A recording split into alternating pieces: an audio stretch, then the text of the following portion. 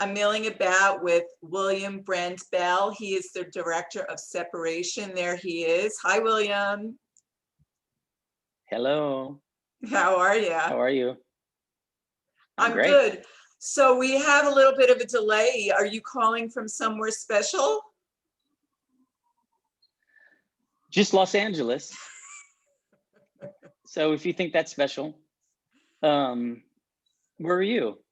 I'm actually in New York, but I grew up in Brooklyn, so I'm kind of familiar with where you shot this film. But I didn't grow up in the Heights, which is kind of, what we see behind me. So talk about the location. Yeah. Well, a lot of what first drew me to this movie was Kramer versus Kramer. And that movie was such a New York movie. And then the idea, there was a time when it was like, well, we'll shoot it in Canada maybe, right? For New York. And I'm like, well, that's a real bummer. And then things worked out to where we pretty much shot Brooklyn for Brooklyn, and shot all around, Brooklyn and in Manhattan, and it was amazing. So pretty much, it's all authentic locations, shooting in Central Park, things like that. It just was, as a moviegoer, even kind of a dream come true to just be in New York for 6 months making a film. Like, that was a big, I wouldn't call it bucket list. I don't really have a bucket list, but it would be a bucket list thing, to be able to shoot with a New York crew in, real New York locations. It was amazing. Yeah, I was getting so nostalgic for the subway. I can't remember the last time I got on it, nor will I be getting on it anytime soon. So Yeah. what were the logistics for you shooting on subway? How did you get clearance for that?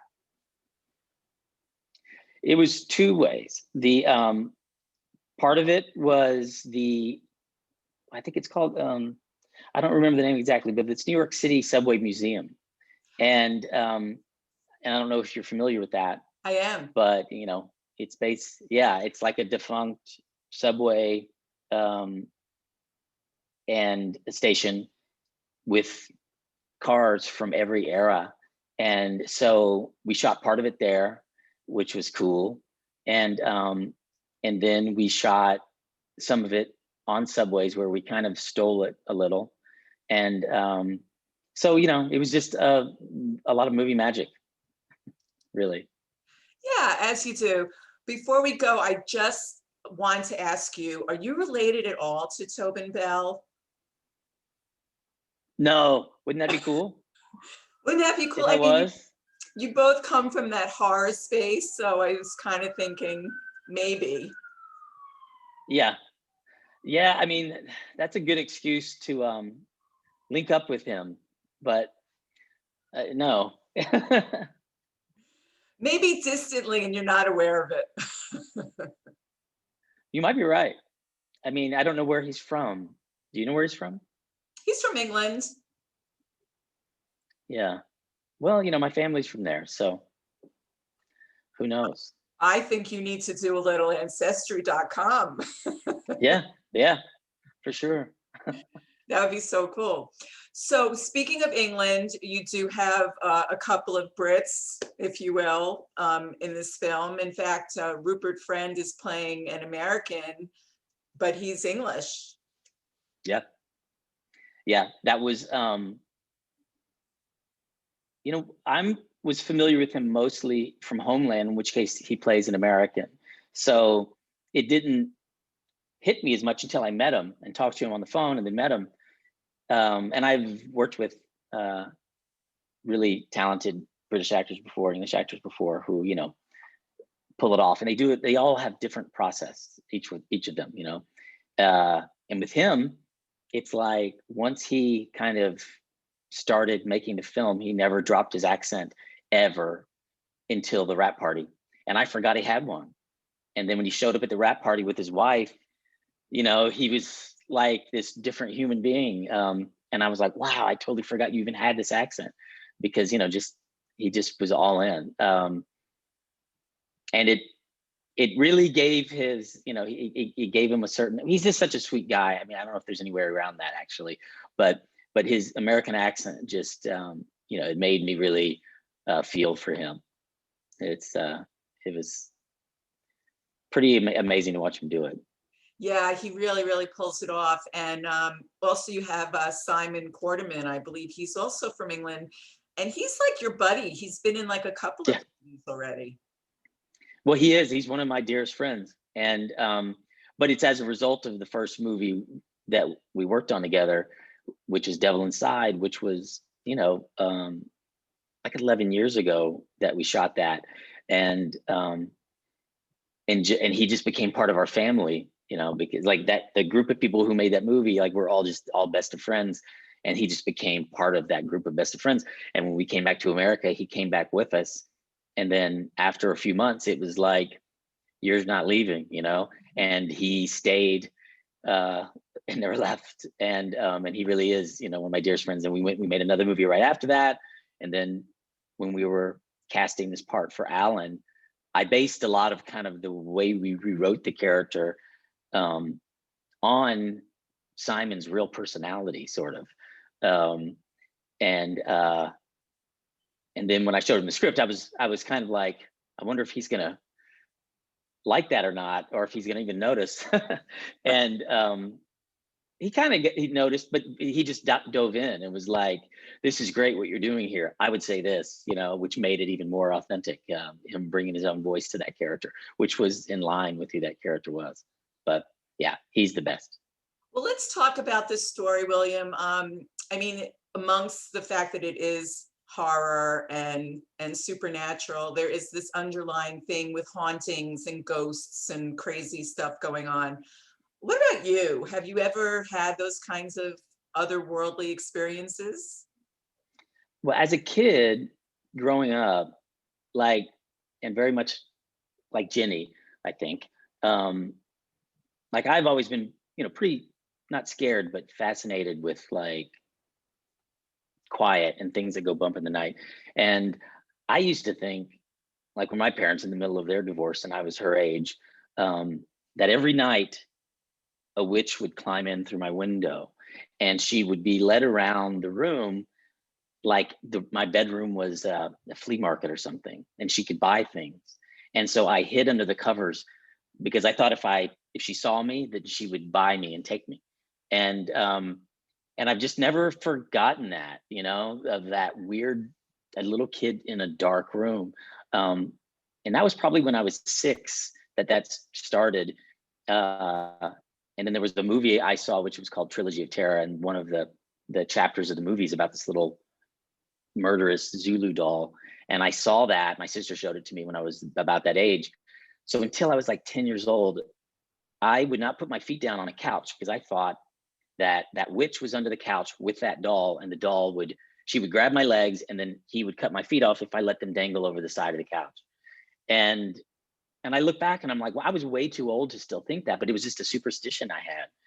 And, it's amazing how impressionable we are as kids, just seeing one thing, especially horror film stuff. It's like, if you see one thing, it's something you may never forget. And I've talked to a lot of people about kind of similar stories.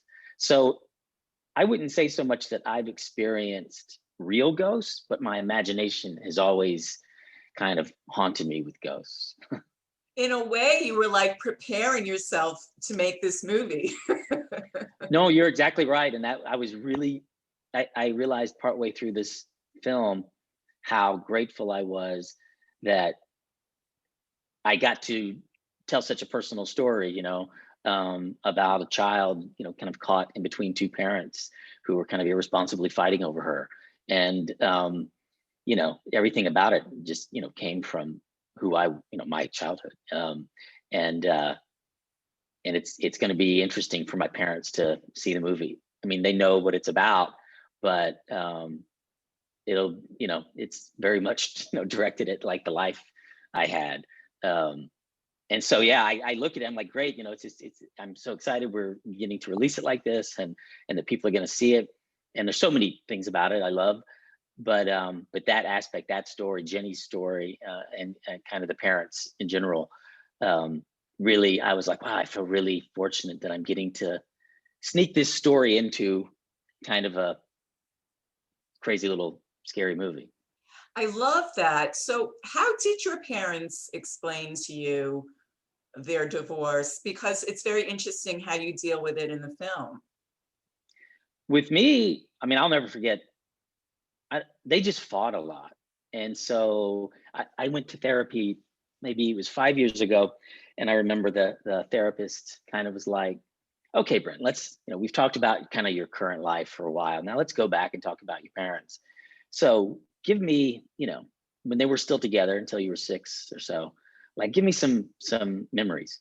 And the only memories I have are negative, not horrific, but fighting, things like that.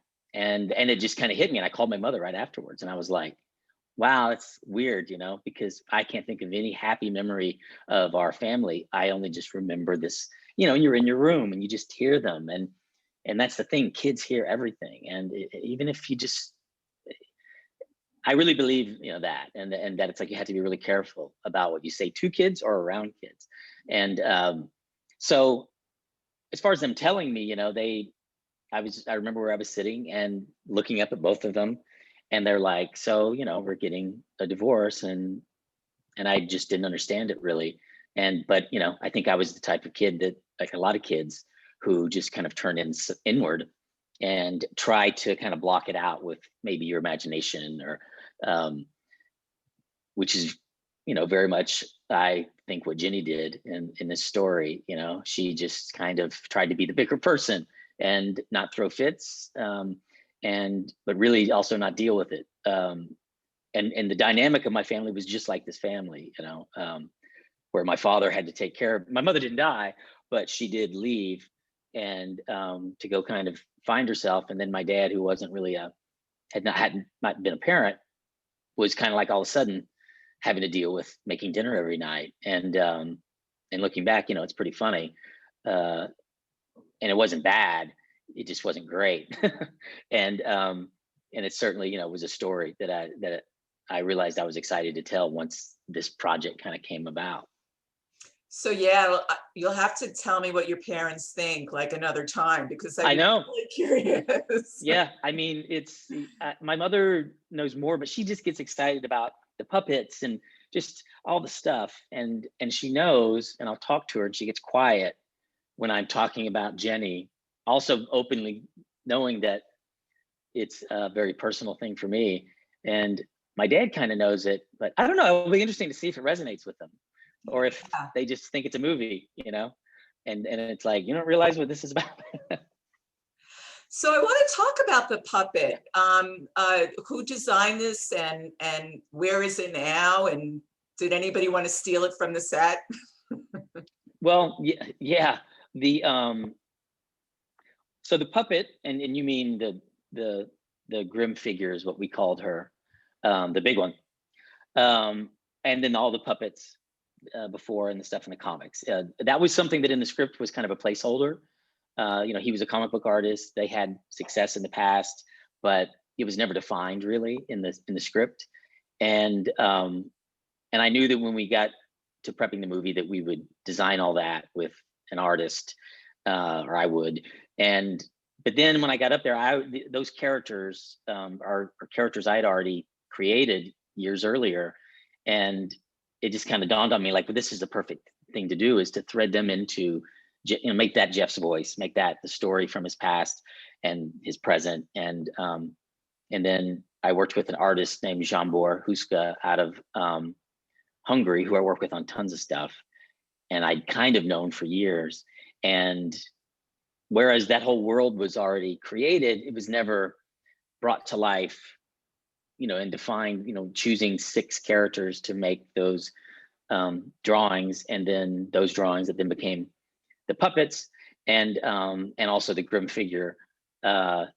So it was a team effort. There was, I mean, a lot of people really got excited once we started creating that side of the movie. It was such a creative outlet. Well, I see you have some figures behind you, so you're into that, obviously.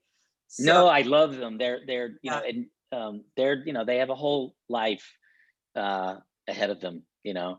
And when you mentioned that people steal them, they sent me the puppets that have been in storage, and one didn't show up, and nobody knows where it is. And so I'm pretty bummed about that. Rupert has it. I hope he does. Then at least somebody I know has it. I know when we got back for Violet's birthday, or really it was a set gift, and then I think I gave it to her on her birthday, but she chose her favorite one, and then I gave that to her in this really cool like vintage box that opened up, and the puppet comes up, and yeah, that's like that kind of stuff I love, and Yeah. hopefully it's something that she'll keep forever. The merchandising of this film could be endless. Yeah, yeah. So what's your next project? I'm just finishing a movie. Well, the working title was Esther, and then another working title now is Orphan First Kill. But it's the prequel to a movie called Orphan that was from 2009, and we shot it during COVID at the end of the year up in Canada. And I'm locking picture like Friday. First film, was about a little orphan girl played by Isabel Furman, who was 10 years old. And then there's a big twist in that movie that she's not who she says she is. And this is a prequel to that, but that movie was 15 years ago. And so in casting it, we ended up, it's a long story, but we brought Isabel Furman back. So brought her back into the movie, but now she's 24 playing herself. How cool. Yeah, it was, and if you don't know the movie, the twist of the first film, then I won't give it away. But in this film, that twist, and there's a whole different twist. But and then Julia Stiles plays the other lead, and she just amazing. She was just so great. She just grounds everything, So sometimes these movies can be, they're high concept movies, and to have an actor who grounded everything she did, it just makes the movie so much more believable, and it makes the ride of the film so much better. So and then Ross Sutherland plays her husband in that, and Matthew Finland plays their son. So yeah, it's a really cool prequel to that first film from 2009. Before I let you go, I have a last question I've been dying to ask you since I saw that you worked with Milo Ventimiglia. Yeah. Oh my God, I'm in love with him. Yeah. Everybody. Was he like a big deal then? He wasn't a big deal. He was big enough that it got down to him and John Foster, who played the lead in Stay Alive. And it was one or the other. And I can't even tell you exactly, it was almost a coin toss. But then I went to him and said, would you play, the character who gets killed in the beginning of the movie? And he was all about it. He even wanted to wear these thick glasses to make him look like he had bottle, what do you call them? Where his eyes are really beady. So to do that, he had to get contact lenses that made him not be able to see. So then he got these thick glasses that then corrected his vision. And I mean, he was like into it. And that year after we shot the movie, that Christmas, I was kind of going through some stuff. This was 2006. And Milo and Sophia and John, they all surprised me on Christmas Day. I was at home alone, and they surprised me on Christmas Day and spent Christmas with me. It was amazing. But and then he's always been doing well. But what a guy like him, I realize is, guys that good looking, they're trying to be Brad Pitt, but at that one moment in his career, I think he was like, if I just accept being a father in a show, he's the hottest father in the world now. And that's exactly, it worked. I mean, it's like, that's who he is in that show anyway. I love it. Yeah. Well, thank you, William, so much for joining me. Separation is the name of the film, so go check it out. You'll be scared, you'll cry. It's got a lot going on. Thank you so much. And I just love that background. Thank you again. Take care. Yeah, so nice talking to you. Okay, see you. You. Bye. Daddy, where do you think Mommy is now?